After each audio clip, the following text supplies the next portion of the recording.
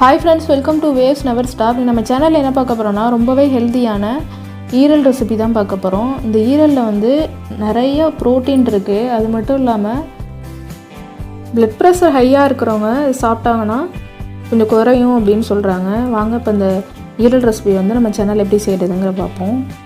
அதுக்கு வந்து நான் வந்து சின்ன வெங்காயம் வந்து பொடி பொடியாக கட் பண்ணி வச்சுருக்கேன்.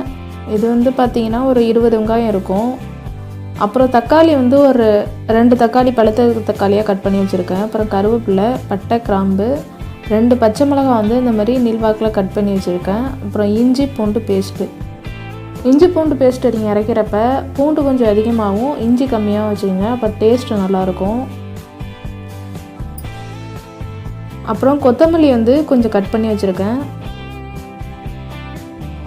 நெக்ஸ்ட்டு பார்த்திங்கன்னா ஒரு 2 ஸ்பூன் வந்து தனியா, அதாவது மல்லி எடுத்து வச்சுருக்கேன். இப்போ இந்த ஈரல் ரெசிபி செய்கிறதுக்கு நம்ம வந்து மசாலா ரெடி பண்ணிக்க போகிறோம். அதுக்கு வந்து நம்ம எடுத்து வச்சுருந்த 2 ஸ்பூன் மல்லியை வந்து ஒரு கடாயில் ஆட் பண்ணி வறுத்துக்கோங்க.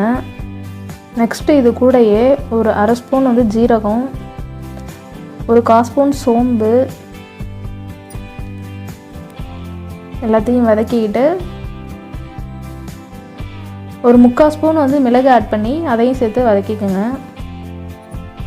எல்லாம் வெடித்து வந்தோன்னே அடுப்பை ஆஃப் பண்ணிடுங்க.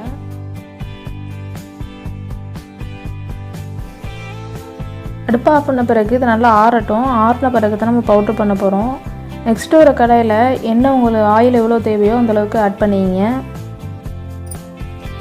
ஆட் பண்ணிவிட்டு 2 பட்டை எடுத்து வச்சிருந்தோம்னா அதை ஆட் பண்ணிக்க போகிறோம். நெக்ஸ்ட்டு நம்ம வெங்காயம் ஆட் பண்ணிக்க போகிறோம். வெங்காயம் ஆட் பண்ணி நல்லா வதக்கிட்டுங்க. வெங்காயம் வந்து நல்லா பொன்னிறமாக ஆகணும். வெங்காயம் வதங்குறதுக்குள்ளே நம்ம மசாலா ரெடி பண்ணுறதுக்கு வறுத்து வச்சுருந்ததை மிக்ஸி ஜாரில் மாற்றிங்க. ஆறின பிறகு இதை வந்து நல்லா பொடி பண்ணி எடுத்துக்க போகிறோம். நம்ம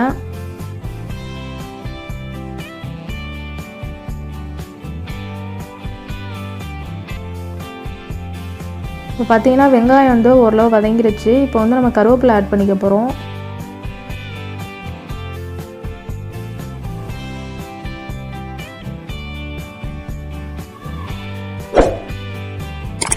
நெக்ஸ்ட்டு பார்த்திங்கன்னா தக்காளி வந்து ஆட் பண்ணிங்க.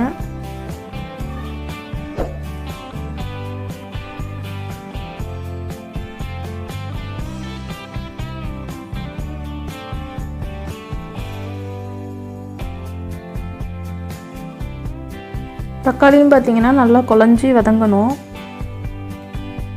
அதுக்குள்ளே வந்து நம்ம எடுத்து வச்சுருந்த ஈரலை வந்து க்ளீன் பண்ணி வச்சுருக்கேன். இந்த மாதிரி க்ளீன் பண்ணி துண்டு துண்டாக கட் பண்ணி வச்சுங்க. நெக்ஸ்ட்டு தக்காளி நல்லா வதங்கின பிறகு நம்ம இடித்து வச்சுருந்த இஞ்சி பூண்டு பேஸ்ட்டை வந்து ஆட் பண்ணிங்க. இஞ்சி பூண்டு பேஸ்ட் வரையும் கொஞ்சம் குறகுறப்பாக இருந்தால் தான் நல்லாயிருக்கும். மிக்சியில் போட்டு நல்லா அடிச்சிடாதீங்க, இஞ்சி கல்லில் வச்சு தட்டி எடுத்துங்க. நெக்ஸ்ட்டு கட் பண்ணி வச்சுருந்த பச்சை மிளகாவையும் அதில் ஆட் பண்ணி நல்லா வதக்கிக்கோங்க.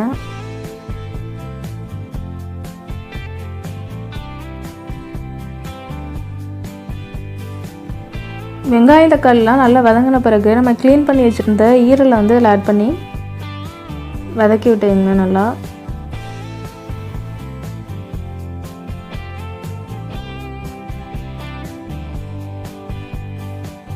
இது வந்து தண்ணி எதுவும் இப்போ ஆட் பண்ண வேணாம். ஆட் பண்ணாமல் ஒரு மூடி போட்டு மூடி வச்சுடுங்க. ஏன்னா ஈரலே கொஞ்சம் தண்ணி விடும், அந்த தண்ணியிலே நல்லா வேகணும். பார்த்திங்கன்னா தண்ணி விட்டுருக்கு. நம்ம மூடி போட்டு வேக வச்சிங்கன்னா இன்னும் தண்ணி விடும். இப்போ ஒரு 10 நிமிஷம் கழித்து மூடி ஓப்பன் பண்ணி பார்ப்போம். இந்தளவுக்கு கொஞ்சம் ஈரல் வந்து ஒரு பாதி அளவுக்கு வெந்துருச்சு. இப்போ வந்து நம்ம மஞ்சத்தூள் வந்து ஆட் பண்ணிக்க போகிறோம்.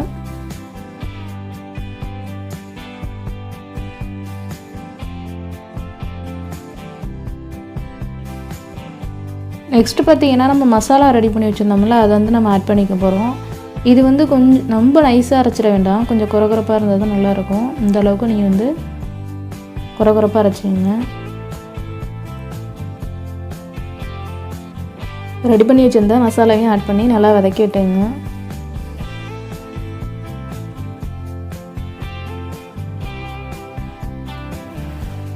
இப்போ இந்த ஸ்டேஜில் தான் நம்ம தண்ணி ஆட் பண்ணிக்க போகிறோம். தண்ணி வந்து ரொம்ப நிறையாலாம் ஆட் பண்ணிட வேண்டாம், ஏன்னா அது ஈரலே தண்ணி விடும். அப்படிங்கிறதுனால நீங்கள் கொஞ்சமாக ஆட் பண்ணிங்க.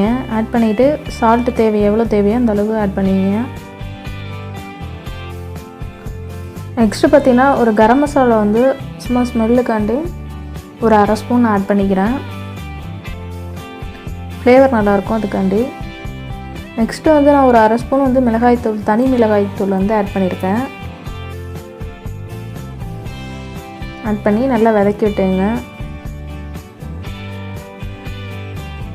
எல்லாம் ஆட் பண்ண பிறகு ஒரு மூடி போட்டு வேக போட்டுருங்க. ஒரு 10 நிமிஷம் கழித்து இதை ஓப்பன் பண்ணி பாருங்கள்.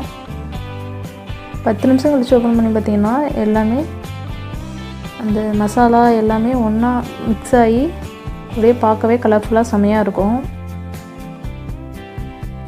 இப்போ இந்த ஸ்டேஜில் நம்ம கட் பண்ணி வச்சுருந்த கொத்தமல்லியை வந்து இதில் ஆட் பண்ணிங்க.